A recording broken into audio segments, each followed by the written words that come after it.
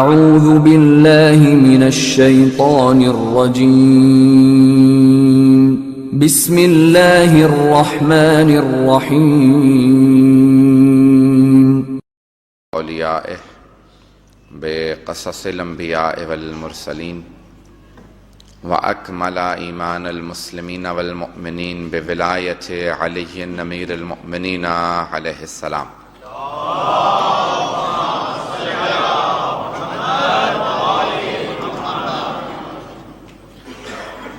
والصلاة والسلام والتحية والإكرام على أفضل الموجودات العبد المؤيد والرسول المسدد المصطفى الأمجد المحمود الأحمد أعني أبا القاسم محمد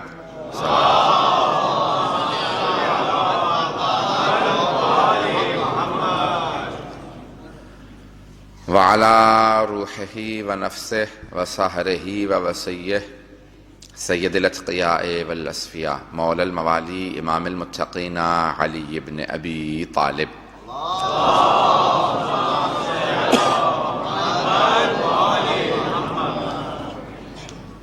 وعلى أوصيائه لا سيما بقية الله في الأرضين روحي وأرواح العالمين لتراب مقدمه الفداء واللعنة الدائمة على أعدائهم أجمعين من الآن إلى قيام يوم الدين.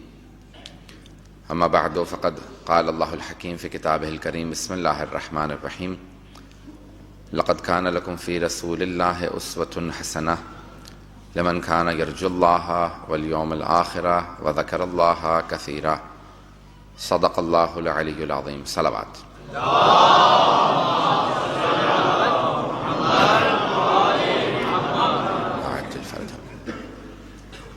عزیزان گرامی، بعنوان سیرت النبی کی یہ شرح مجالس جاری ہے. آج اس سلسلے کی 6ٹھی مجلس ہے اور شب وصال و شہادت ہے جناب ختم مرتبت اور امام حسن مجتبی علیہ السلام کا. آج شب میں کوشش کروں گا کہ مسائل پڑھوں جناب ختم مرتبت کے، اور کل دن میں جو مجلس ہوگی اس میں امام حسن مجتبی علیہ السلام کے مسائل پیش کروں گا، اور کل شب میں انشاءاللہ امام رضا علیہ السلام کی فضائل مسائل پیش کروں گا، کیونکہ بنا بر روایت 29 صفر جو ہے ان کی شب شہادت ہے.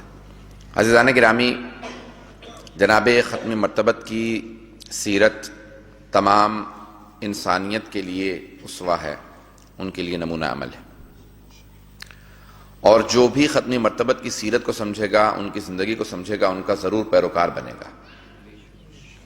چاہے اگر ایک کافر ہی کیوں نہ تعصب کیا نہ گتار کے ختم مرتبت کی زندگی کو بغور مطالعہ کرے گا تو ضرور رسول خدا کو ماننا شروع کر دے گا، ان کے دین کی پیروی کرے گا. اور ہمارا عنوان تاریخ نہیں ہے رسول خدا کی بلکہ سیرت ہے. ہم نے پہلی مجلس میں عرض کیا تھا کہ تاریخ میں اور سیرت میں ایک بنیادی فرق ہے. تاریخ صرف واقعات کے نقل کرنے کا نام ہے، اور سیرت ان کی روش، ان کے طریقہ کار، ان کی سنت اور ان کے جو بھی طور طریقے تھے ان کے بیان کرنے کا نام سیرت ہے. پیغمبر اسلام نے ایک سیرت دی ہے، صرف تاریخ نہیں ہے. تاریخ تو سب کی ہوتی ہے، لیکن پیغمبر نے ایک سیرت عنوان قرار دی ہے. اپنی ساری زندگی کے اندر سب میں اور معصومین میں بنیادی فرق پیش کر رہا ہوں عزیزان گرامی. جناب ختم مرتبت اور ان کے صحابہ میں بنیادی فرق یہ ہے کہ وہ جو کچھ کہتے رہیں وہ صرف الفاظ ہیں، لیکن پیغمبر اسلام جو کچھ کہہ دیتے ہیں وہ احادیث کہلاتی ہیں. جو کچھ کہتے ہیں حدیث ہے، جو کچھ کرتے ہیں وہ بھی سنت ہے، اور جس چیز کی تائید کر دیتے ہیں وہ بھی سنت کہلاتا ہے. سنت کی تعریف یہی ہے، ہوا قول المعصوم وفعلہ وتقریرہ.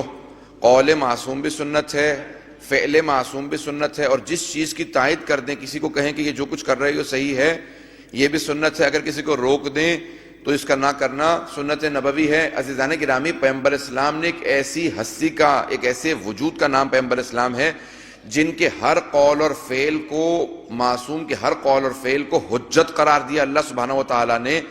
عام لوگوں میں اور معصومین میں یہ بنیادی فرق ہے کہ جو کچھ کرتے رہیں، جو کچھ ہم کہتے رہیں کرتے رہیں وہ کچھ بھی حیثیت نہیں رکھتا، لیکن پیغمبر اور معصومین جو کچھ کرتے ہیں وہ اللہ کی طرف سے ہمارے لیے حجت ہے، نمونہ عمل ہے۔ جو کچھ کہتے ہیں عزیزان گرامی، قرآن فرماتا ہے کہ تلک الرسل فضلنا بعضهم علی بعض، ہم نے ان بعض رسولوں کو بعض پہ فوقیت دی ہے. سب برابر نہیں ہیں، سب معصوم ہیں لیکن برابر نہیں ہیں. عزیزان گرامی، جب سارے انبیاء سارے مرسلین معصوم ہیں اور برابر نہیں ہیں تو وہ جو غیر معصوم ہیں وہ سب برابر کیسے ہو سکتے ہیں؟ تو صحابہ برابر نہیں ہو سکتے. پتہ نہیں بات واضح کر پایا ہوں یا نہیں کر پایا ہوں کہ صحابہ کسی بھی مسلمان کے عقیدے کے مطابق معصوم نہیں ہیں. جب وہ معصوم نہیں ہیں تو برابر کیسے ہو سکتے ہیں، جبکہ جب معصوم ہیں تو سب برابر نہیں ہیں. اللہ سبحانہ و تعالیٰ نے رسول خدا اور سارے انبیاء کو معصوم بنا کے بھیجا. عزیزان گرامی، وہ سب معصوم ہیں لیکن اس کے باوجود اللہ کہہ رہا ہے تلک الرسل فضلنا بعضهم علی بعض، ہم نے بعض کو بعض پہ فوقیت دی ہے، فضیلت دی ہے. سب برابر نہیں ہیں. 1,24,000 انبیاء سب برابر نہیں ہیں. عزیزان گرامی، آئیں ذرا صرف ایک اشارہ کرتے ہوئے بات کے آگے بڑھا دوں گا. جناب ختنی مرتبت کی سیرت ہمارے لیے حجت ہے، ان کا ہر کام ہمارے لیے حجت ہے. جب ختنی مرتبت سڑک سے گزر رہے ہوتے تھے، اگر پتھر پڑے ہوتے تھے، کانٹے بچھے ہوتے تھے تو آپ پاؤں سے ان کو ایک طرف کر دیتے تھے، راستے سے کانٹوں کو پتھروں کو ایک طرف کر دیتے تھے. کسی نے پوچھا یا رسول خدا آپ تو بچ کے گزر سکتے تھے؟ کہا میں بچ کے گزر سکتا تھا لیکن میں اپنے آپ کو نہیں بچا رہا تھا، میں دوسروں کو بچانا چاہتا تھا. کانٹوں کا پتھروں کا ایک طرف کرنا کا میں دوسروں کے لیے.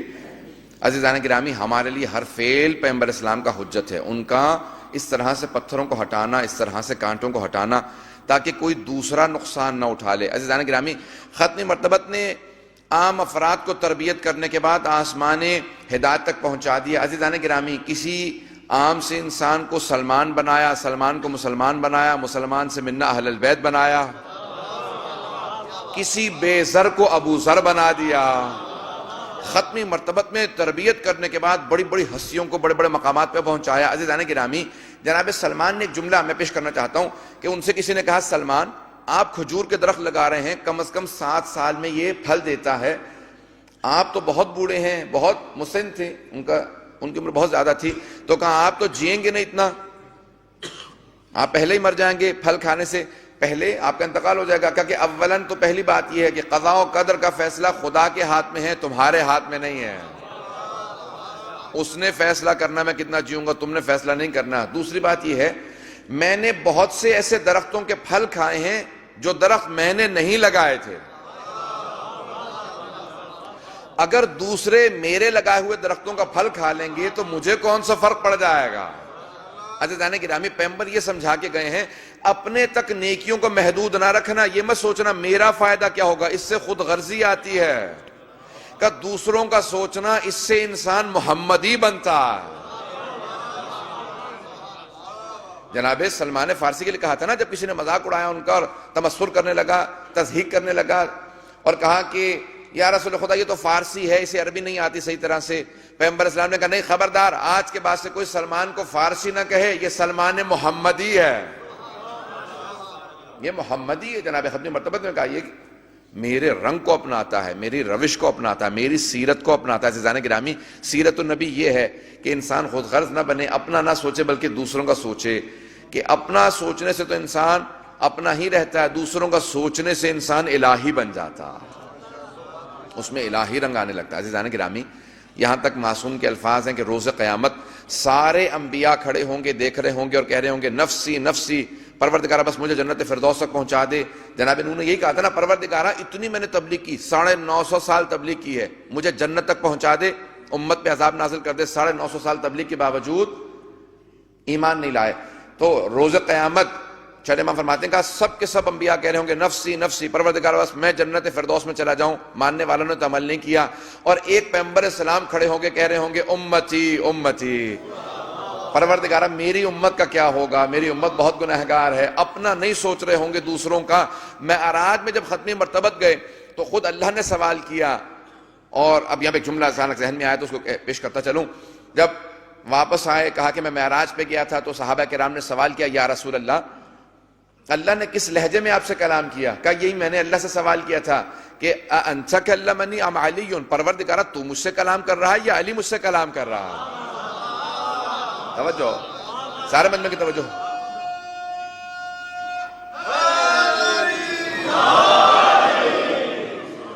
کہا پروردگارہ تو مجھ سے کلام کر رہا ہے یا علی مجھ سے کلام کر رہا ہے؟ کہا میں کلام کر رہا ہوں۔ کہا پروردگارہ لیکن لہجہ علی کا ہے۔ کہا میرے حبیب میں دلوں کے بھید جانتا ہوں۔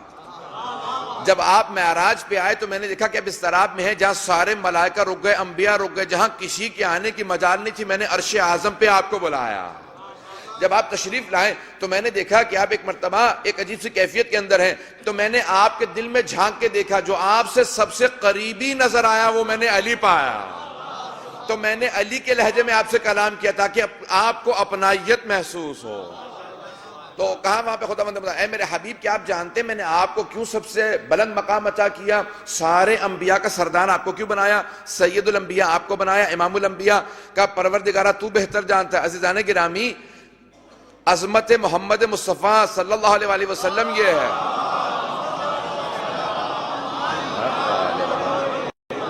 عاجل فرجاں کہ جانتے ہوں، لیکن جب خدا سے مخاطب ہو تو یہ نہیں کہا جاتا کہ ہاں میں جانتا ہوں، بلکہ اللہ بہتر جانتا۔ کلام یہ ہے جناب ختم، یہ نہیں فرماتے ہاں میں جانتا ہوں۔ کہا کہ اے میرے حبیب کیا آپ جانتے ہیں میں نے آپ کو سب پہ کیوں فوقیت دی؟ کہ اللہ بہتر جانتا۔ میں جس کو انتخاب کیا کہ وہ نہیں جانتے ہوں گے کہ ان کو کیوں انتخاب کیا گیا؟ کہ اللہ بہتر جانتا ہے۔ کہ میرے حبیب اگر میں سب کو آزاد چھوڑ دیتا تو جو سب سے اخلاق میں آگے پہنچتے وہ آپ ہوتے۔ انکا لعلی خلق عظیم، آپ خلق عظیم کے مالک ہیں۔ آپ اپنے دشمن سے بھی مسکرا کے پیش آتے ہیں۔ عزیزان گرامی، حبیب خدا کا، امیر المومنین کا بھی یہی روش تھی۔ آپ کے دشمن سب سے بڑا جو اعتراض کرتے تھے حضرت علی علیہ السلام پہ، وہ یہ کہتے تھے یا علی آپ میں سب خوبیاں ہیں لیکن آپ میں بس ایک برائی، معاذ اللہ، یعنی ان کے حساب سے برائی تھی۔ کہ آپ ہمیشہ مسکراتے رہتے ہیں، میدان جنگ میں سب بھاگ رہے ہوتے ہیں اور آپ مسکرا رہے ہوتے ہیں، بڑی گھمسان کی جنگ ہو رہی ہوتی ہے آپ مسکرا رہے ہوتے ہیں، یا علی بڑے سے بڑے مصائب آ جاتے ہیں آپ ہمیشہ مسکراتے نظر آتے ہیں۔ آپ نے فرمایا کہ مومن کا کرب اس کے دل میں ہوتا ہے، چہرے پہ مسکراہٹ ہوتی ہے۔ عزیزان گرامی، کہا کہ فوقیت دینا تو صرف اللہ کے لیے، محمد مصطفیٰ کے لیے اور ان کی آل کے لیے۔ کہا کہ اگر غم کا اظہار کرنا ہو تو صرف ان کے لیے غم کا اظہار کرنا، اپنے غم کو چھپا کے رکھنا، جس کے لیے خود 8ویں امام نے بھی فرمایا نا کہ ان کنت باکن علی شیء فابکی للحسین، کہ اگر کبھی رونا بھی آ رہا ہو نا اپنے حال پہ تو اپنے حال پہ کبھی مت رونا، حسین ابن علی پہ گریا کرنا۔ یعنی ہر چیز میں اگر رنگ دینا تو محمد و آل محمد کے لیے، خوشی کو بھی رنگ دینا، یعنی اپنے بچوں کا عقد بھی رکھو تو اہل بیت کی کسی خوشی کی مناسبت پہ رکھو۔ اگر کوئی غم بھی ہو تو انہی کے مصائب کا ذکر کرنا، اپنی خوشی اور غم کو بھلا دینا، ان کے غم اور خوشی کو فوقیت دینا۔ اگر بات واضح ہو رہی ہو عزیزان گرامی تو توجہ ہے نا مجمع کی میرے ساتھ۔ تو اب ختم مرتبت کو اللہ نے کہا کہ میرے حبیب کیونکہ اخلاق کے اندر آپ خلق عظیم کے مالک، جناب ختم مرتبت کا اخلاق فوق العادہ تھا۔ آپ کا اخلاق ایسا تھا کہ جو دشمن بھی دیکھتا تھا، مشہور معروف واقعہ سب کے ذہنوں میں آ جائے گا، سب اشارہ کر کے آگے بڑھنا چاہتا ہوں کہ ایک مشرکہ ہر روز پیغمبر اسلام پہ اونٹ کی اوجڑی پھینکا کرتی تھی۔ جہاں سے پیغمبر کا راستہ تھا وہ اپنے بالا خانے پہ چلی جاتی تھی، چھت پہ چلی جاتی تھی اور اونٹ کی اوجڑی پھینکتی تھی۔ ایک دن اس نے اونٹ کی اوجڑی نہیں پھینکی، آپ نے دروازے پہ دستک دی، پوچھا کیا بات ہے آج تم نے، وہ جو جسارت کرتی تھی ہر روز گستاخی کرتی تھی، آج تم نے گستاخی نہیں کی؟ کہا آج میں بہت بیمار ہوں۔ کہا اگر کہو تو طبیب کو بلا دوں، اگر کہو تو میں باہر سے کھانا لا دوں، جو کہو۔ کہا کہ یہ آپ تو پہچان نہیں پائے، میں وہ جو اوجڑی پھینکا کرتی تھی۔ پیغمبر نے کہا پہچاننے کے بعد کہہ رہا ہوں، وہ تیرا عمل تھا، یہ میرا عمل، وہ تیرا کردار تھا، یہ میرا کردار ہے۔ عزیزان گرامی، کون کہتا ہے اسلام تلوار سے پھیلا؟ اسلام پیغمبر اسلام کے اہل بیت کے اخلاق سے پھیلا۔ اگر سیرت النبی ذہن میں رہے، میرا عنوان کہ میں اس عشرے کے اندر مسلسل کوشش کرتا رہا کہ چھٹی مجلس ہے عزیزان گرامی، اور باقی مجالس میں یہی ہوگی کوشش کہ جناب ختم مرتبت اللہ سوائے کل کے کہ کل رات میں امام رضا علیہ السلام کی کیونکہ شب شہادت ہے اور کل دن میں امام حسن مجتبیٰ کے مصاب کو پیش کروں گا۔ عزیزان گرامی، جناب ختمی مرتبت کا اخلاق ایسا اخلاق تھا، جو اخلاق حبیب خدا کو دیکھتا تھا وہ ان کا گرویدہ ہو جاتا تھا۔ ہمیشہ خندہ پیشانی سے پیش آنا، حتیٰ اپنے دشمنوں سے مسکرا کے پیش آنا۔ عزیزان گرامی، جب فتح مکہ ہوئی نا تو پیغمبر اسلام نے علم دے رکھا تھا حضرت سعد ابن عبادہ کو۔ اوس اور خزرج دو بڑے قبیلے تھے یہودیوں کے جو مدینے میں بستے ہوئے تھے۔ اوس اور خزرج دونوں قبیلے مسلمان ہو گئے۔ خزرج جو قبیلہ تھا اس کے سردار کا نام سعد ابن عبادہ تھا۔ حضرت سعد ابن عبادہ کے ہاتھ میں پیغمبر نے علم دیا کیونکہ پورا قبیلہ مسلمان ہو گیا تھا۔ تو جیسے ہی فتح مکہ پہ پہنچے تو جناب سعد ابن عبادہ نے جملہ کہا کہ الیوم یوم الملحمہ، آج بدلے کا دن ہے، حبیب خدا کو لوگوں نے ظلم کر کے یہاں سے بھیجا تھا، آج ہم بدلہ لینے کے لیے آئے ہیں۔ جناب ختمی مرتبت نے فوراً آواز دی کہ علی سعد ابن عبادہ سے علم لے لو۔ جناب امیر نے علم ہاتھ میں لیا، کہا یا علی اب آپ نعرہ لگائیے، تو آپ نے فوراً کہا کہ میرے افکار کی، میرے سوچ کی، میری فکر کی، میرے دین کی عکاسی اگر کرے گا تو علی ابن ابی طالب کرے گا۔ جیسے ہی جناب ختمی مرتبت نے امیر المومنین کی طرف اشارہ کیا کہ یا علی آپ آگے بڑھیے، آپ نعرہ لگائیے، امیر المومنین نے علم ہاتھ میں لیتے ہی فوراً کہا کہ الیوم یوم المرحمہ، آج ملحمہ نہیں، صرف ایک حرف کو بدلا مولا نے، غور کیجئے گا، آپ نے صرف ایک لفظ کو بدلا، ملحمہ نہیں کہا، کہ مرحمہ، آج بدلے کا دن نہیں ہے، آج رحمت کا دن ہے، کیونکہ رحمت للعالمین واپس آئے ہیں۔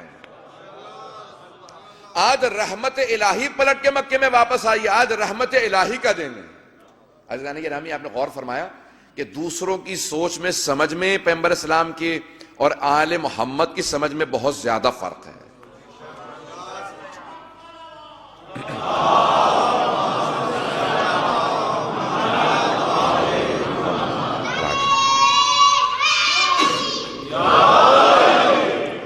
عزیزان گرامی، ختمی مرتبت کے کردار کو سمجھیں تو آل محمد سمجھیں۔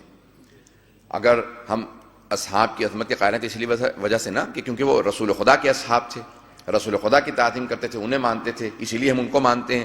جو پیغمبر کو مانے ہم اسے مانتے ہیں، اور جو پیغمبر کو نہ مانے، عزیزان گرامی احترام ہی سب کا اس لیے ہے کہ پیغمبر کو مانے۔ اگر رسول خدا نے اپنے اصحاب کو، صحابہ کو علم دیا، اخلاق دیا، ادب دیا، تقوی دیا، ایمان دیا، قرآن دیا، تو کیا وہ تمام چیزیں رسول خدا نے اپنی آل کو نہیں دی ہوں گی؟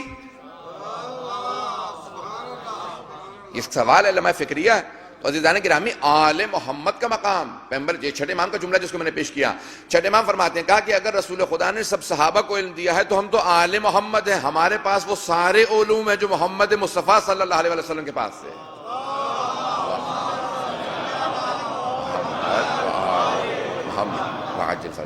کہا کیسے؟ کہا کیونکہ رسول خدا ایک اسوہ تھے، نمونہ عمل تھے، آئیڈیل تھے سارے صحابہ کے لیے۔ اگر آپ اسوہ نبی تھے، آئیڈیل رسول تھے، آئیڈیل نبی تھے، ایک مثالی نبی تھے، مثالی رسول تھے، پھر مثالی باپ بھی تھے، مثالی نانا بھی تھے، مثالی جد بھی تھے، تو پھر اپنی آل کو وہ چیزیں دے کے گئے رسول خدا کہ جو اور کسی کو آپ نے نہیں۔ عزیزان گرامی، آئیے ذرا امیر المؤمنین کے کلمات سے تعارف کروانا چاہتا ہوں حبیب خدا کا، سننا پسند فرمائیں گے؟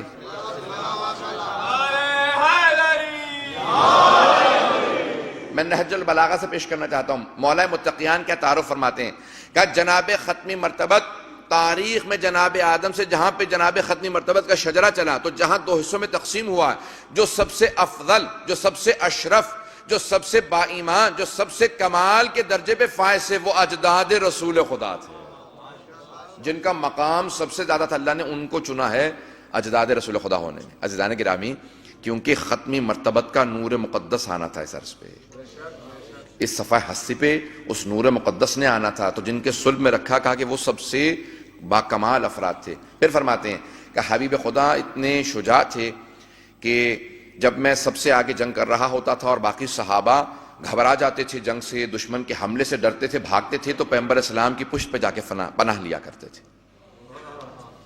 کچھ تو آگے لڑ رہے ہیں اور کچھ بھاگ رہے ہیں، تو کہا جب بھاگتے تھے تو پیغمبر اسلام کے پاس آ کے پناہ لیتے تھے۔ کہا حبیب خدا کا صرف رک جانا دشمن پہ ایک ہیبت طاری کر دیتا تھا، دشمن پھر آگے نہیں بڑھتا تھا، وہ بلند آواز سے پیغمبر اسلام سے بات نہیں کرتا تھا۔ کہا حبیب خدا کا یہ ایک روب تھا، کہا خود صحابہ کے اوپر پیغمبر اسلام کا ایک روب تھا، کہا جس سے مخاطب ہوتے تھے نام لے کے مخاطب ہوتے تھے، کیونکہ پیغمبر اسلام کو کوئی تکلف یا تعارف نہیں تھا کہ کسی کا نام نہ لیں، وہ جانتے تھے میں ان سے افضل ہوں۔ اگر بات واضح کر پا رہا ہوں، پیغمبر اسلام کوئی تکلف تعارف کے محتاج نہیں تھے کہ تکلفاً کسی کو کسی کے رشتوں سے پکاریں، کا صرف و صرف وہ رشتے کہ جن کا احترام تھا صرف انہی کا نام، وَإِلَّا باقی سب کے نام لیا کرتے تھے، حتیٰ جو بزرگ تھے نام لیا، کیونکہ پیغمبر جانتے تھے وہ اللہ کے برگزیدہ نبی ہیں، وہ اپنی افضلیت کو، فوقیت کو جانتے تھے، کوئی تعارف نہیں تھا ان کا۔ عزیزان گرامی، جناب امیر المؤمنین تعارف فرماتے ہیں جناب ختمی مرتبت کا، ان کی معرفی فرما رہے ہیں، ان کا پوری دنیا پہ تعارف فرما رہے ہیں کہ کیا تھے جناب ختمی مرتبت کا؟ رسول خدا جناب ختمی مرتبت اس مقام پہ فائز تھے کہ اللہ سبحانہ و تعالیٰ نے ان کو چنا اس لیے تھا کہ ان کا اخلاق، ان کا علم، ان کی تمام تر چیزیں اگر سب آزاد ہوتے، جو سب سے آگے ہوتے انبیاء کے اندر، سارے انبیاء پہ فوقیت حاصل کرتے، وہ رسول خدا ہوتے. اس لیے اللہ نے ان کا انتخاب کیا تھا. امیر المومنین نہج البلاغہ میں فرماتے ہیں، کہا کہ ختمی مرتبت اپنے تمام تر فیصلوں کی وجہ سے سب پہ فوقیت رکھتے تھے. کا مشورہ سب سے لیتے تھے، لیکن فیصلہ وہی کرتے تھے جو وحی الہی ہوتی تھی. وما ينطق عن الهوى ان هو الا وحی یوحى. کہ جب تک کہ وحی الہی نہیں آتی تھی تب تک وہ فیصلہ نہیں سناتے تھے. مولا فرماتے ہیں کہ جناب ختمی مرتبت کا فیصلہ حتمی اور آخری ہوتا تھا. عزیزان گرامی، مولا فرماتے ہیں، کہا کہ بعض اوقات لوگ اعتراض کرتے تھے، پیغمبر اسلام ان کے اعتراض کا بھی اس انداز سے جواب دیتے تھے کہ انہیں احساس بھی ہوتا تھا وہ غلط ہے. ان لوگوں کا احساس بھی ہوتا تھا وہ غلط ہیں، اور اگر نہیں مانتے تھے تو پیغمبر بحث نہیں کرتے تھے. کہتے تھے میں نے تمہیں تمہارے حال پہ چھوڑا، بحث کرنا میرا کام نہیں ہے، ماننا تمہارا کام ہے. یہ پیغمبر اسلام ہے. مولا کا خاطرہ پیش کرنا چاہتا ہوں اس سے پہلے کہ بات کو کسی دوسرے مرحلے کے اندر داخل کروں. مولا فرماتے ہیں کہ ایک مقام سے پیغمبر اسلام گزر رہے تھے کہ ایک ہرنی بندھی ہوئی تھی. خاطرات امیر المومنین میں موجود ہیں، روایات کی کتاب میں، احادیث کی کتاب میں موجود ہے. کہا کہ ایک ہرنی کو کسی نے باندھ رکھا تھا ظاہراً مکے کی سرزمین پہ. کہا جب ہرنی کو بندھا دیکھا پیغمبر اسلام نے تو کہا، پیغمبر گزر رہے تھے فصیح و بلیغ عربی زبان میں، اس نے کہا السلام علیک یا رسول اللہ. پیغمبر اسلام کی وجہ سے اس ہرنی کو زبان اللہ نے عطا کی. جیسے اس نے سلام کیا سارے صحابہ رک گئے، کہا یا رسول اللہ، ہرنی عربی زبان میں کلام کر رہی ہے. پیغمبر نے کہا یہ ہرنی نہیں کلام کر رہی، یہ مجھ سے مخاطب ہے، یہ میری فضیلت ہے کہ اللہ نے اس کو زبان عطا کی ہے. اس نے فوراً کہا یا رسول اللہ، آپ کا ایک ماننے والا مجھے اس پہاڑ سے باندھ کے لے آیا ہے، مجھے شکار کر کے لے آیا ہے، کسی کو تحفے میں دینا چاہتا ہے یا مجھے کھانا چاہتا ہے، لیکن اسی پہاڑی کے پیچھے میرے 2 بچے ہیں، مجھے صرف اتنی مہلت دلوا دیں کہ میں اپنے بچوں کو دودھ پلا کے واپس آ جاؤں. جیسی ختمی مرتبت نے سنا، کہا کس کی ہے یہ ہرنی؟ فوراً کوئی صحابی آیا، کہا یا رسول خدا میں لے کے آیا ہوں. کہا میں ضمانت دیتا ہوں، اس ہرنی کو آزاد کر دو، میں ضمانت دیتا ہوں، میں اللہ کا نبی تمہیں ضمانت دیتا ہوں یہ کچھ دیر میں واپس آ جائے گی. کہا یا رسول خدا اگر آپ ضمانت دے رہے ہیں تو میں نے اسے آزاد کر دیا. رسی کھولی، کہا کہ جا تو آزاد ہے. اب پیغمبر اسلام نے کہا تو نے میری محبت کی خاطر اسے آزاد کیا، جا میں نے تجھے جہنم سے آزاد کروایا. عزیزان گرامی، یہ حبیب خدا کا اخلاق ہے، کردار ہے. آپ فرماتے ہیں کبھی بھی کسی کو نیکی سے باز مت رکھو، کسی کو روکو مت. اگر کوئی نیکی میں حصہ لینا چاہتا ہے، توجہ ہے اس جملے پہ عزیزان گرامی، آپ کوئی نیک کام کر رہے ہیں، مثال کے طور پر مجلس کا اہتمام کر رہے ہیں، تبرک کا اہتمام کر رہے ہیں، اگر کوئی اس میں حصہ لینا چاہتا ہے تو نیکی سے مت روکو. آپ کوئی نیک کام کر رہے ہیں، کوئی نیکی میں شریک ہونا چاہتا ہے، پیغمبر فرماتے ہیں کہ اللہ کے ہاں ثواب کی کمی نہیں ہے، وہ اسے بھی ثواب دے گا، تمہیں بھی ثواب دے گا. کسی کو نیکی سے محروم مت رکھو، کیونکہ جو نیکی میں حصہ لے گا اسے بھی نیکی کا ثواب ملے گا. عزیزان کے جملے کو سنیے گا. عزیزان گرامی، پیغمبر اپنے ہی گھر کی دیوار کو چن رہے ہیں. دیوار گر گئی تھی، اس کو چن رہے تھے. اینٹیں، پرانے زمانے میں گارے کی اینٹیں ہوتی تھی، اینٹیں رکھتے جاتے تھے، گارا لگا رہے تھے خود ہی اپنے ہاتھوں سے. ایک مسلمان نوجوان گزر رہا تھا، اس نے کہا یا رسول اللہ اگر آپ اجازت دیں میں اس دیوار کے بنانے میں آپ کی مدد کر سکتا ہوں. پیغمبر اسلام نے کہا کہ آ جاؤ، اگر چاہتے ہو حصہ لو نیکی کے اندر. اب دیکھیں حبیب خدا روک نہیں رہے، میں جس بات کی طرف اشارہ کرنا چاہ رہا ہوں. عزیزان گرامی، ختمی مرتبت روکتے نہیں ہے کہ نہیں تم حصہ نہیں لے سکتے، کہ نہیں حصہ لو. اس نے فوراً حصہ لینا شروع کیا. دیواریں، وہ اینٹیں رکھتا جاتا تھا، پیغمبر گارا لگاتے تھے، دیوار کو چن دیا. جیسی دیوار مکمل ہوئی، حبیب خدا نے فوراً فرمایا کہ اب تم مجھ سے کچھ مانگو، میں تمہیں عطا کرنا چاہتا ہوں.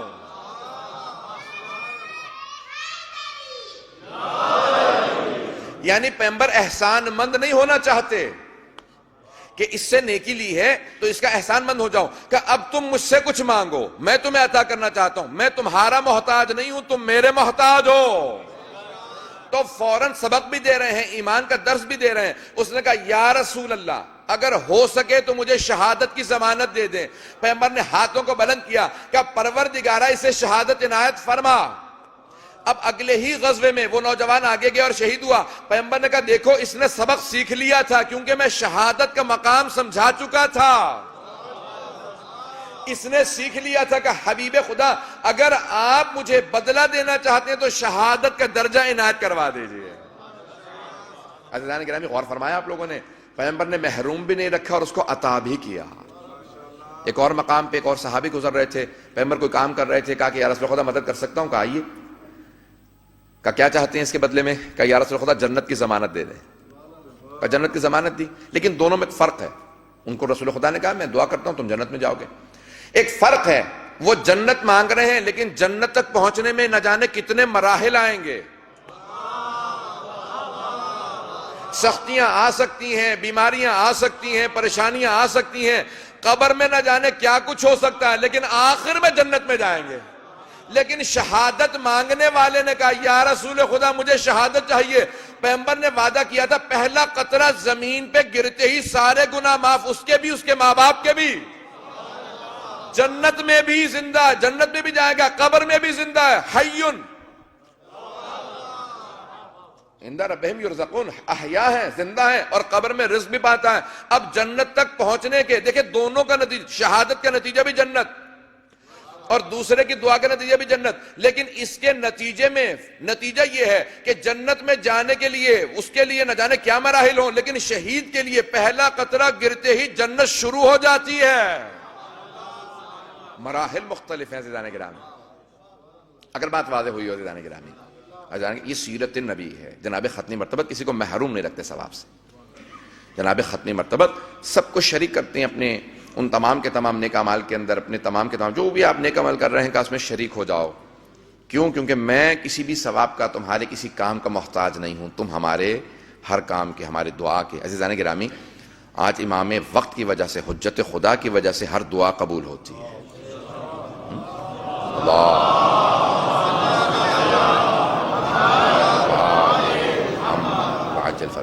عزیزان گرامی پیغمبر اسلام کی وجود کی وجہ سے توبہ قبول ہوتی تھی۔ آج ان جیسا کوئی نہ کوئی ہے جس کی وجہ سے توبہ قبول ہوتی ہے؟ ان کی وجہ سے دعائیں قبول ہوتی تھی، ان کی وجہ سے بارش نازل ہوتی تھی۔ بکم ینزل الغیث، دعائیں، یہ جو زیارت جامع کبیرہ ہے اس کے الفاظ پڑھیے کہ اے اہل بیت آپ کی وجہ سے اللہ بارش برساتا ہے، آپ کے صدقے میں بارش اللہ بھیجتا ہے، آپ کے صدقے میں درختوں پہ پھل اگتے ہیں، آپ کے صدقے میں اللہ دعائیں قبول کرتا ہے۔ آج جو کچھ اللہ کی طرف سے نعمتیں حاصل ہوتی ہیں وہ محمد و آل محمد کے صدقے میں حاصل ہوتی ہیں۔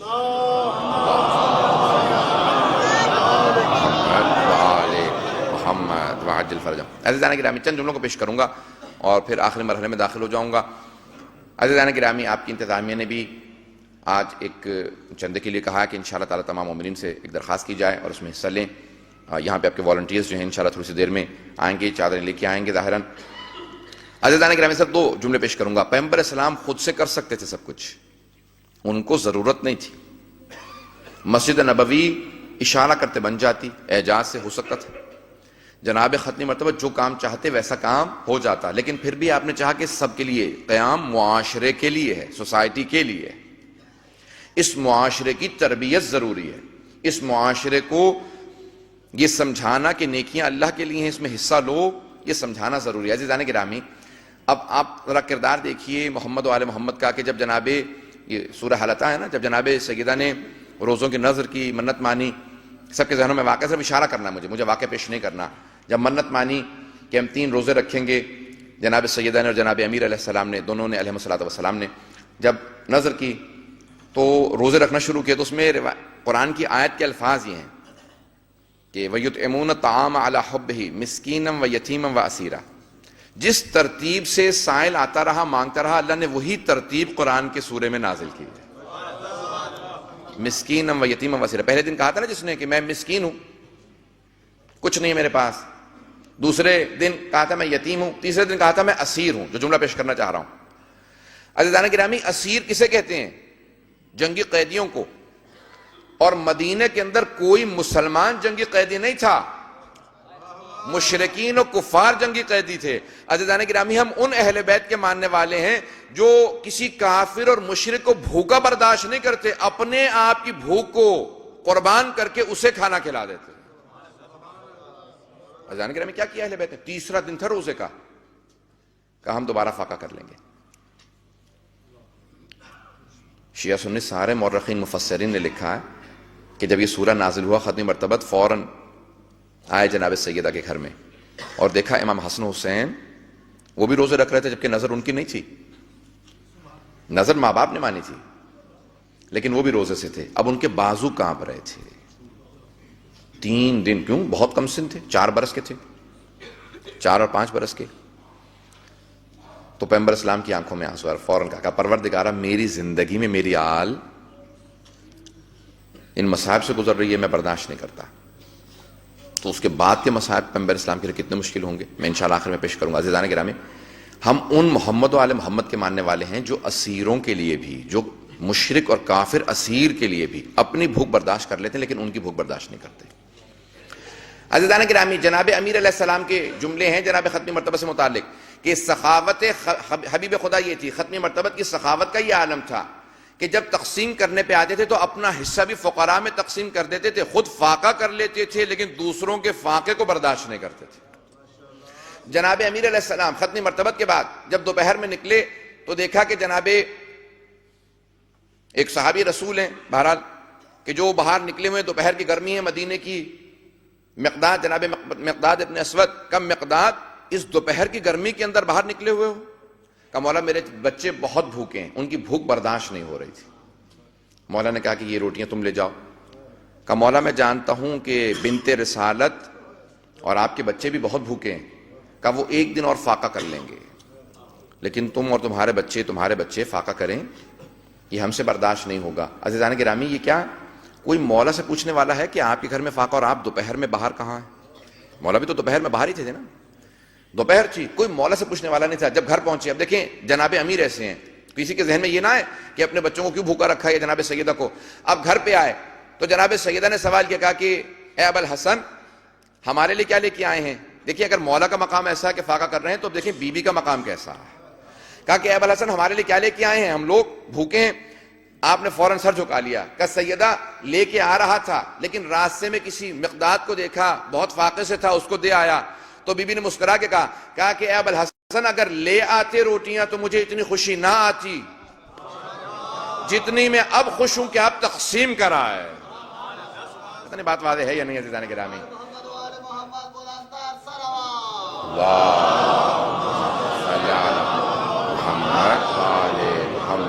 اگر یہاں بچا دیں. عزیزان گرامی، جناب سیدہ فرماتی ہیں کہ مجھے زیادہ خوشی اس بات کی ہے کہ آپ سب تقسیم کرائے، اس بات کی خوشی نہیں کہ گھر میں کچھ نہیں رہا، یعنی غم نہیں ہے. مجھے خوشی اتنی نہ ہوتی اگر آپ لے آتے جتنی اب خوشی ہے. عزیزان گرامی، محمد و آل محمد نے دنیا کو جینا سکھایا ہے اور یہ آداب و اخلاق سکھائیں. عزیزان گرامی، جتنے بھی فضا کی طرف جا رہا ہوں بار بار میرے ذہن میں وہی جناب اس شب کی مناسبت آتی ہے. ایک اس سے پہلے کہ جو والنٹیئرز ہیں وہ چادر لے کے آئیں، ایک باواز بلند صلوات میں محمد و آل محمد شروع کرنے. محمد وعجل فرجهم. عزیزان گرامی، جو بھی آج کی شب کی مناسبت سے آپ کی انتظامیہ نے کہا اس میں جو حصہ لے سکتے ہیں ان مجالس کے سلسلے میں یا جو بھی آپ کی امام بارگاہ یہ جو بھی اس کے سلسلہ ہے، تو آپ کے والنٹیئرز قریب آ رہے ہیں، انتظامیہ کے جو آپ کے نمائندگان ہیں.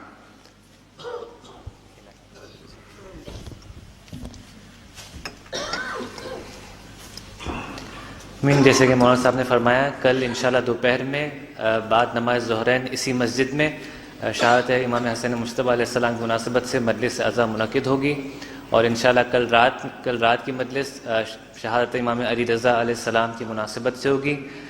مجالس کا سلسلہ انشاءاللہ 8 ربیع الاول تک جاری رہے گا اسی مسجد میں. آپ لوگوں سے پابندی وقت شرکت کی گزارش ہے. بر محمد وآل محمد صلوات.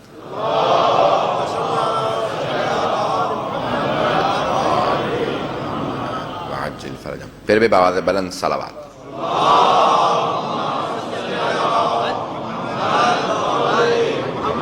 وعجل فرجهم. نعرہ تکبیر، نعرہ رسالت، نعرہ حیدری، باواز بلند تر صلوات. آل محمد وعجل فرجهم.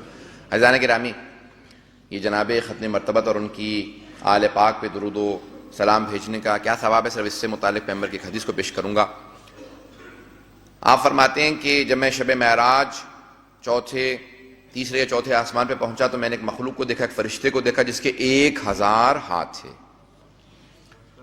اور ہر ہاتھ میں 1000 انگلیاں تھیں. ہر ہاتھ میں 1000 انگلیاں تھیں، یعنی 10 لاکھ انگلیاں. تو میں نے سوال کیا کہ تمہارا کام کیا ہے؟ کہا کہ یا رسول خدا میں جتنے بارش کے قطرے گرتے ہیں سب گن لیتا ہوں، جب آندھیاں چلتی ہیں تو جتنے بھی ذرات اڑتے ہیں ریت کے مٹی کے میں سب گن لیتا ہوں. پیغمبر اسلام نے کہا کوئی ایسی چیز ہے جو تو نہیں گن پاتا؟ کہا یا رسول خدا جب آپ کی امت آپ پر اور آپ کی آل پر درود بھیجتی ہے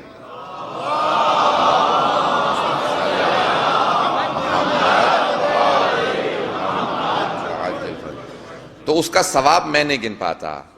عزیزان گرامی، یہ محمد وآل محمد پہ صلوات کی صرف 2، یہاں پہ صرف اشارہ کر کے آگے بڑھ جاؤں گا، 2 فائدے ہیں. کچھ ایسے کام ہوتے ہیں جن سے نیکی نصیب ہوتی ہے، کچھ ایسے جیسے استغفار ہے جس سے انسان کے گناہ معاف ہوتے ہیں. یعنی کچھ پینسل کا کام کرتے ہیں یعنی لکھنے کا، کچھ ربر کا کام کرتے ہیں یعنی مٹانے کا، کچھ گناہوں کو مٹاتے ہیں، کچھ نیکیوں کو لکھتے ہیں. صلوات میں دونوں اثر پائے جاتے ہیں.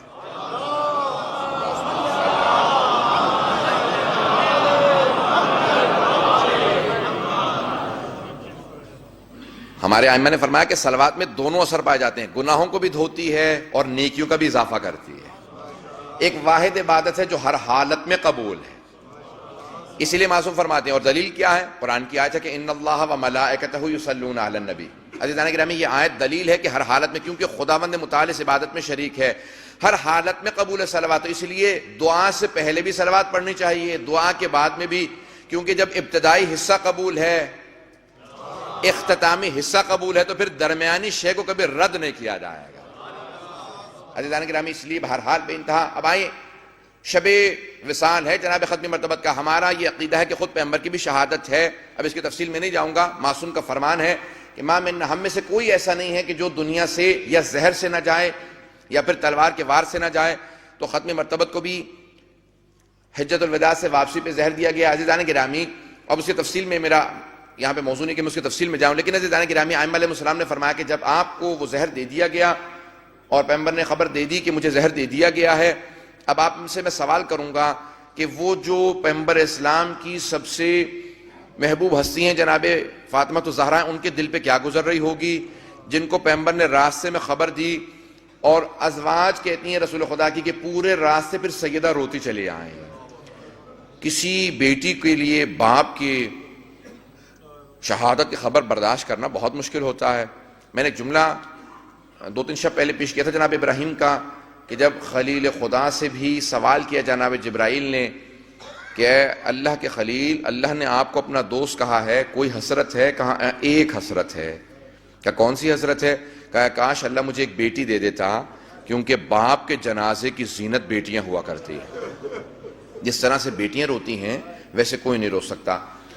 آج میں تفصیل سے مصاحب کو پیش کرنا چاہتا ہوں. اگر 15-20 منٹ مصاحب کے لیے لوں تو کوئی رونے میں بخل نہ کرے. آج کوئی تھک کے نہ روئے. آج کائنات کی رحمت کی شب شہادت ہے، شب وصال ہے. آج کوئی بھی ایسا محسوس نہ کرے جن کو سب نے یاد کر کے گریہ کیا ہے. اس سے پہلے کہ میں جناب ختم مرتبت کے مصاحب کو پیش کروں، صرف ایک روایت کو پیش کروں گا. تو فرمایا کہ بیٹیاں زینت ہوتی ہیں باپ کے جنازے کا. باپ کے جنازے کی زینت بیٹیاں ہیں. عزیزان گرامی، کون کون سی بیٹیاں باپ کے جنازے پہ روئی ہیں؟ تاریخ نے ذکر کیا ہے بہت سی بیٹیوں کا کہ جو باپ کو یاد کر کے بہت روئی ہیں. اس سے پہلے کہ میں جناب سیدہ کے جملوں کو پیش کروں، میں اور صرف بیٹیوں کا اشارتاً ذکر کرنا چاہتا ہوں. کون کون سی بیٹیاں ہیں؟ ایک جناب یوسف کی بیٹی ہیں جن کا نام رحمہ تھا. وہ جناب ایوب کی زوجہ تھیں. جب جناب ایوب بیمار ہو گئے نا اور سارے بیٹے مارے گئے، محل گر گیا، ان کا فصلیں اجڑ گئیں اور وہ زحمتیں کرنے لگیں کیونکہ شوہر بیمار تھے، اب وہ کام کرتی تھی. تو ہر بیٹی کو حسرت سے احساس ہوتا ہے نا کہ کاش میرے بابا سر پہ ہوتے تو پھر مجھے یہ زحمتیں کرنی نہ پڑتی، میں گھروں میں کام نہ کرتی. باپ بوڑھا بھی ہونا تو پھر بیٹیوں کو ایک ڈھارس ہوتی ہے، میرا باپ میرے سر پہ موجود ہے. یتیمی کا احساس مردوں سے زیادہ بیٹیوں کو ہوتا ہے، بیٹوں سے زیادہ بیٹیوں کو ہوتا ہے. عزیزان گرامی، تاریخ میں بہت سی بیٹیوں کا احساس ہے. تاریخ نے ایک اور ذکر کیا ہے. کچھ ایسی بیٹیاں ہیں جیسے جناب معصومہ قم ہیں. جب 14 برس مسلسل امام موسیٰ کاظم زندان میں تھے تو امام رضا علیہ السلام اپنے گھر کے صحن میں ہمیشہ آرام فرما رہتے تھے. پوچھا مولا کیا بات ہے، آپ صحن میں کیوں رہتے ہیں؟ کہا میری بہنوں کو شدت سے احساس ہے ہمارے بابا زندان میں ہیں. میری بہنوں کو بڑا شدت سے احساس ہے. ہر عید پہ جتنی میری بہنیں تڑپتی ہیں کہ عید پہ باپ سے عیدی مانگتے. عزیزان گرامی اگر یہاں بیٹیاں تڑپ رہی ہیں تو وہاں بابا نہیں تڑپ رہے ہوں گے؟ کوئی بغداد کے زندان میں باپ تڑپتا تھا کہ میری بیٹیاں میرے انتظار میں. عزیزان گرامی تاریخ نے بہت سی بیٹیوں کا ذکر کیا ہے. ایک اور بیٹی کا ذکر کر دوں. تاریخ نے 2 سے 3 بیٹیوں کا ذکر کروں گا تاکہ آپ کو احساس ہو سکے جناب سیدہ کے مصائب کا کہ بی بی کیسے باپ پہ رو رہی ہوں گی. میں صرف اسی لیے تمہیداً جملے پیش کر رہا ہوں. میں نے کہا نا آج کوئی رونے میں بخل نہ کرے. آج سب ایسے روئیں جیسے جناب سیدہ کو پرسہ دینے کا حق ہے. بی بی کیسے روئی تھی، کیسے بابا کو یاد کرتی تھی. آج سب بی بی کو پرسہ دیں گے نا. آج 2 ہستیوں کو پرسہ دینا ہے، ایک جناب سیدہ کو، دوسرے امام زمانہ کو. آج دونوں کو پرسہ دینا ہے. جملوں پیش کروں گا. عزیزان گرامی جب جناب مسلم کی شہادت کی خبر آئی، سید الشہداء سفر میں تھے، عراق کے لیے چل پڑے تھے. روزے یوم عرفہ تھا، جناب مسلم کی شہادت ہوئی. عید آنے والی تھی. جب جناب مسلم کی شہادت کی خبر آئی تو سید الشہداء نے فوراً آواز دی کہ بھیا عباس خیمے نصب کر دو، آج رات ہم یہیں رکیں گے. جب جناب سید الشہداء کے چہرے کو دیکھا نا کہ آنکھیں سرخ ہیں، مولا بار بار آنسو صاف کر رہے ہیں. جناب عباس مزاج امامت سمجھتے تھے. کہا مولا کیا بات ہے، مجھے بھی بتائیے. کہا عباس کوفے سے بہت بری خبر آئی ہے. میں نے بعض بزرگ علماء سے یہ بھی سنا ہے کہ ختم مرتبت نے اپنی 2 انگلیاں بلند کی. جب جناب مسلم کی شہادت ہو رہی تھی فوراً دکھایا کہ عباس دیکھو کیا ہو رہا ہے.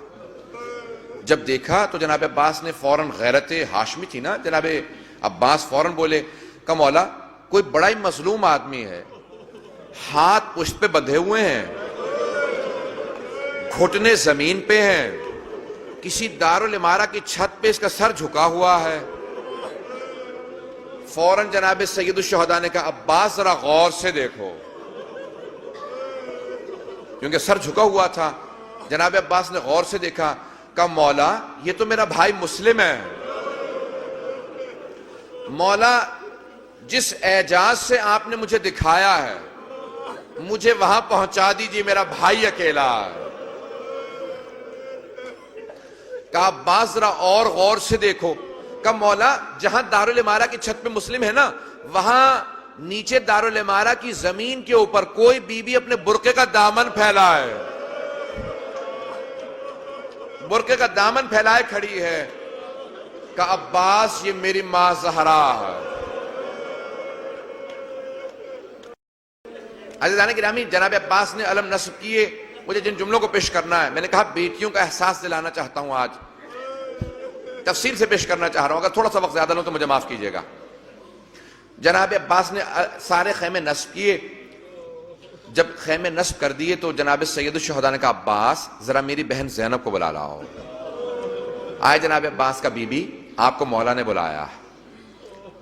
جب جناب زینب آئی نا، بھائی کی حالت دیکھی، سمجھ گئیں. کہا بھیا سب خیریت ہے؟ کہا کہ زینب ذرا میری بہن رقیہ کو بلا دو. بی بی سمجھ گئیں کہ بری خبر دینا ہے. اب جس کیفیت میں جناب زینب گئی ہوں گی اپنی چھوٹی بہن کے پاس، کہا رقیہ تمہیں بھیا حسین نے بلایا ہے. جناب رقیہ نے کیا کیا کہ اپنی بیٹی کو ساتھ لیا. کہا کہ ماموں نے بلایا، میرے ساتھ چلو. نام کیا لکھا ہے؟ کچھ نے لکھا ہے عاتقہ نام تھا، کچھ نے لکھا ہے حمیدہ خاتون نام تھا، جناب مسلم کی یتیمہ بچی کا. جناب رقیہ نے بازو پکڑا، کہا چلو میرے ساتھ چلو. اگر دیکھ سکے میری طرف جملے کو دیکھیے گا، سنیے گا، اگر دیکھ کے سن سکیں. فوراً انگلی پکڑی لے کے آئیں. جیسے ہی جناب سید الشہداء نے بہن کو آتے دیکھا، اپنی مسند سے کھڑے ہوئے اور آنکھوں میں آنسو آئے. جیسے ہی جناب عاتقہ کے سر پہ ہاتھ رکھا نا، ہاشمی بچی تھی، سمجھ گئی کہ بری خبر ہے. کہا مامو جان میرے بابا خیریت سے؟ میرے بابا خیریت سے؟ کہا بیٹی آج سے میں تیرا باپ ہوں، یتیمی کا احساس نہ کرنا، تیرے سر پہ ماموں کا سایہ موجود ہے. جن جملوں کے لیے میں نے زحمت دی ہے، یہ ساری تمہید باندھی ہے. اب جملوں کو پیش کرنا چاہتا ہوں، اگر دیکھ سکے، سن سکیں، آنکھیں بند کر کے تصور کر سکیں. اگر آپ ایک لحظے کی زحمت دوں گا. آواز دی کہ بہن زینب ذرا میری صندوقچی لا دیں. بی بی نے صندوقچی لا کے دی، میرے مولا نے صندوقچی کو کھولا، بالیاں نکالی، بالیاں نکال کے اپنے ہاتھوں سے جناب عاتقہ کے کانوں میں پہنائی۔ جب بالیاں پہنائی نا تو وہاں قریب میں ایک 4 برس کی بچی کھڑی دیکھ رہی تھی۔ وہ سمجھ گئی جب کوئی بچی یتیم ہوتی ہے اس کے سر پہ شفقت کا ہاتھ رکھا جاتا ہے، اس کے کانوں میں بالیاں پہنائی جاتی ہیں، لیکن بچی کو کوئی بتانے والا نہیں تھا یہ حسین کا کردار ہے۔ جب شام غریبہ آئی اسی بچی نے دیکھنا شروع کیا، اب میں یتیم ہو گئی ہوں، میرے کوئی سر پہ ہاتھ رکھے گا، مجھے کوئی بالیاں پہنائے گا۔ اتنے میں شمر آیا، جب اس نے بچی کے سر پہ ہاتھ رکھا بی بی کا بالوں کو چھڑانا مشکل ہو گیا۔ جب اس نے بالیاں نوچی بی بی نے فوراً فرات کا رخ کیا، کہا چچا عباس، چچا آ کے دیکھو میرے کانوں سے خون بہ رہا ہے۔ اب احساس ہوا یتیمہ بیویوں کے ساتھ کیا کیفیت ہوتی ہے۔ اب میں ایک اور جملے کو پیش کروں گا، بہت سی بیویوں کا پیش کر سکتا تھا۔ عزیزان گرامی، جناب زینب و ام کلثوم بھی جب یتیم ہو رہی تھی نا، کوفے میں دونوں بیویاں رو رہی تھی تو بار بار مدینے کا رخ کرتی تھی اور ایک جملہ کہتی تھی، اے کاش ہماری ماں کوفے میں موجود ہوتی، ہم اپنی ماں سے لپٹ کے کہتے اماں ہم یتیم ہو رہے ہیں۔ خدا سوائے غم شبیر کے کوئی غم نہ دے۔ میں نے یہ ساری تمہید باندھی ہے صرف اس ایک جملے کے لیے۔ عزیزان گرامی، اب ذرا ایک مرتبہ جناب سیدہ سے متعلق سوچئے گا۔ ختمی مرتبت نے کہا، کیا فرمایا جناب ختمی مرتبت نے؟ کہا سیدہ مجھ سے سب سے پہلے آپ آ کے ملے گی۔ بی بی نے کہا اب میں نے آنسوؤں کو خشک کر لیا بابا، مجھے آپ کی جدائی کا غم تھا کہ آپ سے جدا ہو رہی ہوں، اب مجھے کوئی غم نہیں، میں آپ سے قریب جلدی آ جاؤں گی۔ عزیزان گرامی، اب ذرا تصور کیجئے گا، میں تمہیداً جو جملے پیش کرنا چاہتا ہوں، جناب سیدہ کو جب خبر دی نا پیغمبر اسلام نے مجھے زہر دے دیا گیا ہے، تو بار بار جناب سیدہ قریب آتی، کہا بابا آپ کے سینے میں تکلیف ہوگی، زہر دے دیا گیا ہے۔ کہا بیٹی جب زہر دے دیا جاتا ہے نا تو کلیجے میں تکلیف ہونے لگتی ہے۔ عزیزان گرامی، پھر پیغمبر اسلام نے دونوں نواسوں کو دیکھا، کہا میری لخت جگر تمہیں ان دونوں کا غم دیکھنا ہوگا، کہ روز قیامت جب تم تشریف لاؤ گی نا میدان محشر میں، بیٹی ایک کا جگر نظر آئے گا، دوسرے کی رگیں نظر آئیں گے۔ اب پیغمبر کیسے خبر دے رہے ہوں گے بیٹی کو؟ کہ ایک کا جگر نکلتا نظر آئے گا، آج رات جگر کی ہے نا، کہ دوسرے کی رگیں کٹتی نظر آئیں گی۔ بی بی نے بہت تڑپ کے یاد کیا، دونوں بیٹوں کو دیکھا، کہ بابا اس کی رگیں اور اس کا جگر، ہاں بیٹی حسن مجتبیٰ کا جگر نظر آئے گا، حسین کی رگیں کٹتی ہوئی نظر آئیں گی۔ عزیزان گرامی، بی بی کیسے یاد کرتی ہوں گی؟ بار بار کسی کے جگر پہ ہاتھ رکھتی ہوں گی، بار بار کسی کی رگوں پہ ہاتھ رکھتی ہوں گی۔ بس میں جملوں کو یہاں پہ روک کے پیش کر رہا ہوں۔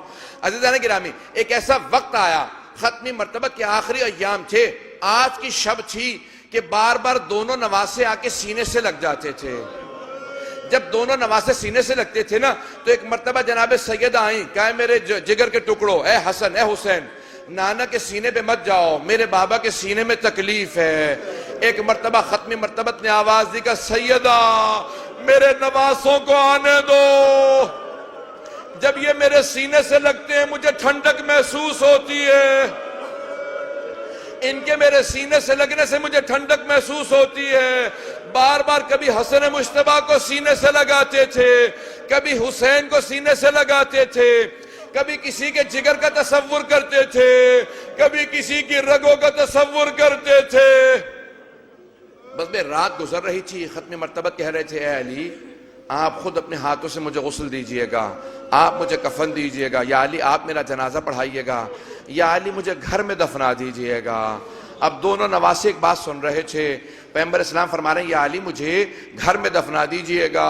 اب کوئی نواسا سوچ رہا تھا میں اپنے نانا کے ساتھ دفن ہونا چاہتا ہوں، اس نواسے کو کوئی بتائے آپ کے جنازے پہ 72 تیر مارے جائیں گے۔ بس بھئی یہی تو فرق تھا نا دونوں نواسوں میں، ایک کے لاشے میں تیر لگ رہے تھے، دوسرے کا لاشا تیروں پہ بلند تھا۔ اجرکم اللہ. بس بھی میں نے تمام کر دیا. 5 سے 7 منٹ کی زحمت دوں گا, زیادہ زحمت نہیں دوں گا. شب وصال ہے ختمی مرتبت کی. آج پیغمبر اسلام کو چند باتوں کا بڑا صدمہ ہوگا. ایک, جب بھی اپنی بیٹی زہرا کی قبر دیکھتے ہوں گے, میں جملے کو پیش کروں اس سے پہلے کہ میں شہادت کے جملوں کو پیش کروں پیغمبر کی, آخری جملوں کو پیش کر رہا ہوں. 5 سے 7 منٹ میں نے آپ سے وعدہ کر لیا, اس سے زیادہ زحمت نہیں دوں گا. عزیزان گرامی, امام حسن مجتبیٰ سے کسی بہت بڑے واعظ نے سوال کیا جب خواب میں دیکھا کہ مولا آپ کا سب سے بڑا مصائب کون سا ہے؟ مولا میں آپ کے رونے والوں کو بتاتا ہوں کہ آپ کو زہر دیا گیا تھا. کہ نہیں, میرا سب سے بڑا مصائب نہیں ہے. کہ مولا میں یہ بتاتا ہوں کہ آپ کے جگر کے ٹکڑے نکل آئے تھے. کہ نہیں, میرا سب سے بڑا مصائب نہیں. کہ مولا میں یہ بھی بتاتا ہوں کہ ایک ہی جنازہ ہے جو گھر سے گیا پھر گھر واپس آ گیا. کہ نہیں, یہ بھی میرا سب سے بڑا مصائب نہیں ہے. کہ مولا پھر میں نہیں جانتا آپ کا سب سے بڑا مصائب کون سا ہے. کہا جب میرے رونے والوں کے پاس جانا تو کہنا مدینہ شہر تھا, شہر کی ایک گلی تھی, گلی کے دروازے پہ آگ لگی تھی. میرے رونے والوں سے کہنا کہ جلتے ہوئے دروازے کے پیچھے حسن مجتبیٰ کی ماں کھڑی تھی. میرے رونے والوں سے کہنا حسن مجتبیٰ دیکھ رہے تھے جب ماں پہ جلتا ہوا دروازہ گرا. اجرکم اللہ. بس میں نے تمام کر دیا. 5 سے 7 منٹ کی میں نے وعدہ کیا تھا آپ کو زحمت کا. اب کسی آنکھ میں کوئی ایسی آنکھ نہ جس میں آنسو نہ آئے. جناب ختمی مرتبت کا آخری وقت ہے. بار بار بیٹی کو بلاتے ہیں, کبھی پیشانی کا بوسہ دیتے ہیں, کبھی ہاتھوں کو چومتے ہیں, کبھی اس پہلو کو دیکھتے ہیں, پھر آواز دے کے کہتے ہیں او مسلمانوں میری بیٹی کو نہ رلانا. بس بھی ایک مرتبہ پیغمبر اسلام نے ایک دروازے کی طرف دیکھنا شروع کیا. کہا بیٹی کیا بات ہے, آپ بار بار دروازے پہ کیوں جاتی ہیں؟ کہا بابا کوئی عربی ہے دروازے پہ کھڑا ہے, بار بار آ کے دروازے پہ دستک دیتا ہے. جب میں دروازے پہ پوچھتی ہوں کیا بات ہے, کیوں آئے ہو, کہتا ہے مجھے رسول خدا سے ملنا ہے. میں کہتی ہوں واپس چلے جاؤ, میرے بابا بیمار ہیں. کہا بیٹی آپ نے دیکھا وہ دروازے پہ کون ہے؟ کہا بابا میں نگاہوں کو بلند نہیں کرتی. کہا بیٹی یہ آپ کی تعظیم میں اجازت مانگ رہا ہے, یہ کسی دروازے پہ اجازت نہیں مانگتا. بیٹی یہ ملک الموت ہے, بیٹی یہ ملک الموت ہے, کسی دروازے پہ اجازت نہیں مانگتا, بغیر اجازت کے آتا ہے. اور مسلمانوں جناب سیدہ کے دروازے پہ ملک الموت بھی اجازت لے کے آتے. کوئی دروازے پہ آگ نہ لگانا.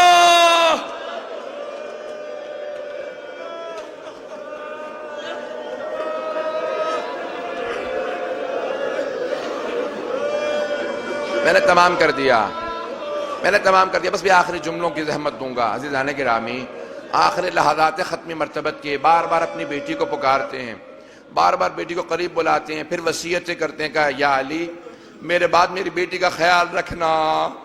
پھر اس کے بعد وصیت کرتے ہیں یا علی میرے بعد تلوار مت اٹھائیے گا, یہ سب پلٹ کے اپنے دین پہ برگشت کر جائیں گے, اسلام کو چھوڑ دیں گے. جناب ختمی مرتبت سمجھ رہے ہیں میرے بعد میری آل پہ بڑے مصائب آئیں گے. کہ یا علی ہمت رکھیے گا, صبر کا دامن نہ چھوڑیے گا. مولا کو وصیت نہیں کر رہے, امت کو بتا رہے ہیں میرے بعد میری آل کا کیا ہونے والا ہے.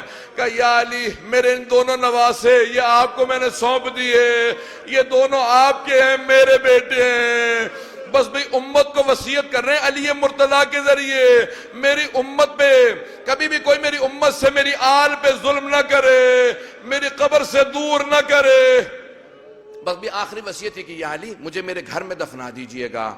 ایک مرتبہ پیغمبر کی وصیت کرنا تھی. پیغمبر اسلام کے آخری لحظات ہیں. آج یہ 28 صفر کی شب ہے.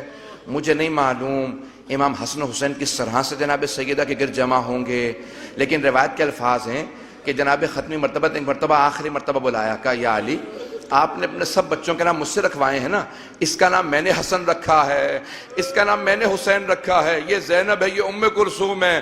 یا علی میں ایک اور بچے کا نام رکھ کے جانا چاہتا ہوں, یہ حسن حسین ہے, میں نے اس بچے کا نام محسن رکھا ہے. یا علی اس کی شہادت بھی ہو جائے پھر بھی نام محسن رکھیے گا. میری ذریت میں میرا تیسرا بیٹا محسن ہے، میرے اس نواسے کا میں ابھی سے آپ کو پرسہ دیتا ہوں۔ یا رسول خدا میں کہوں گا بیٹوں کو مت بتائیں، جلتے ہوئے دروازے اور دیوار کے بیچ میں کسی محسن کی شہادت ہوگی۔ بس میں پیغمبر کو اس بات کا بڑا صدمہ تھا۔ آخری جملوں کی زحمت ارادی جانے گرامی، ایک رات کے اندر ایک لہجہ آیا، جناب ختمی مرتبت نے کہا یا علی مجھے لٹا دیجئے، میں یہاں پہ اب آخری لہجہ ہے۔ جناب سیدہ تڑپ کے رونے لگی، کبھی امام حسن مجتبی آگے بڑھ کے گلے سے لپٹ کے روتے تھے، کبھی امام حسین ایک مرتبہ امیر المؤمنین تعظیماً کھڑے ہوئے کہ السلام علیکہ یا رسول اللہ۔ جب سب سمجھ گئے کہ جناب رسول خدا کی روح پرواز کر رہی ہے، ایک مرتبہ پورا کمرہ معطر ہوا۔ جب سب کے سب زمین پہ بیٹھ کے رونے لگے، جناب سیدہ نے کہا دروازے بند کر دو، میں نہیں چاہتی کوئی مجھے روتا سنے۔ میں نہیں جانتا بی بی نے کیا بیان کیے ہوں گے، لیکن میں بیان سناتا ہوں۔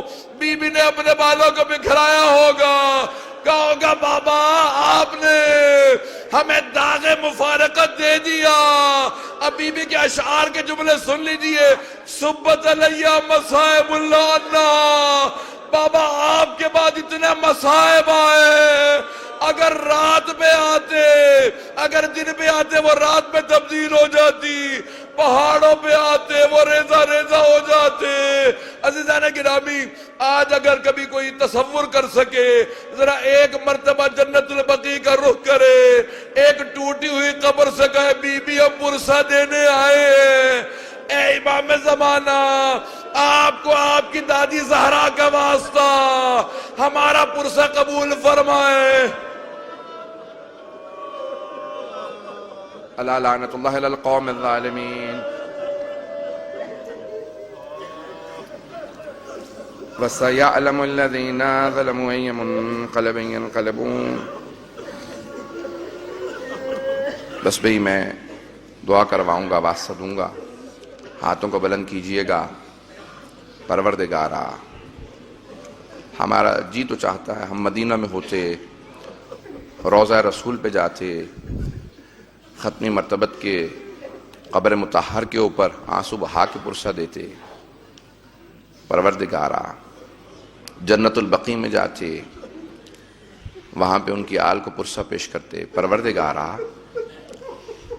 مجھے نہیں معلوم آج مردوں میں کوئی آیا ہوگا یا نہیں آیا ہوگا، لیکن بیویوں میں کوئی بیوی ضرور آئی ہوں گی۔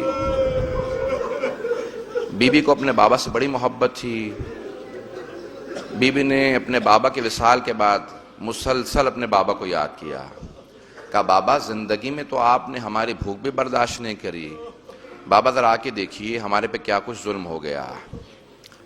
لیکن میں ایک مرتبہ جملہ کہوں گا، یا رسول اللہ آپ کی عظمتوں کو سلام ہو، بڑی تعظیم سے امیر المؤمنین نے آپ کا جنازہ پڑھایا، بڑے اہتمام کے ساتھ غسل و کفن کا اہتمام کیا، خود سے امیر المؤمنین نے جنازہ پڑھایا اور خود سے اہتمام کیا، قبر مطہر کے اندر جسد مطہر کو امیر المؤمنین نے قبر میں اتارا۔ لیکن یا رسول اللہ ذرا ایک مرتبہ کربلا میں آ کے دیکھیے، آپ کے ایک نواسے کا لاشا پڑا ہے۔ یا رسول اللہ 11 محرم کو اس لاشے پہ گھوڑے دوڑائے گئے۔